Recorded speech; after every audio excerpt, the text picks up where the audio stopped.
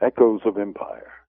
In the wake of the Osama killing, in the outskirts of Islamabad, Pakistan, grumblings have been heard by U.S. think tankers and various other talking heads about Pakistan's alleged double game with the U.S.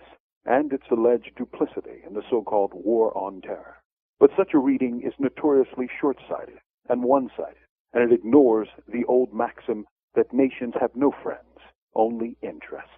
And all nations play double and sometimes triple games. Oh, they talk of allies and friends, but they are but words.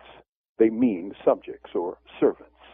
Consider this when next you hear some suit blab about the war on terror.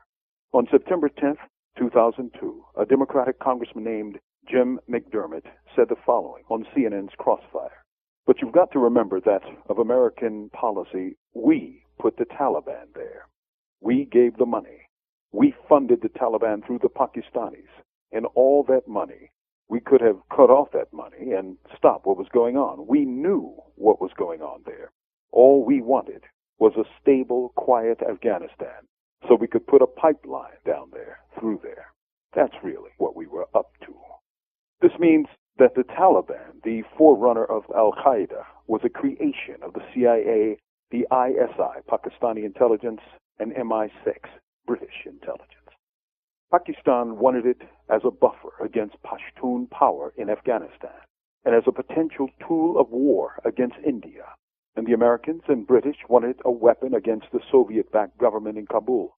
Have we forgotten how an addle-pated Ronald Reagan compared the Taliban Mujahideen to our founding fathers because of their ferocity against the Russians? Stephen Kinzer, in his 2006 book, Overthrow, quotes an Afghan secularist telling the Americans, for God's sake, you're financing your own assassins. The Taliban gave birth and sustenance to Al-Qaeda, and the rest is history. The wars since then have also been of U.S. creation for dominance, not democracy, for oil markets, not free markets, for resources, not for human rights. From death row, this is Mumia Abu Jamal. These commentaries are recorded by Noel Hanrahan of Prison Radio.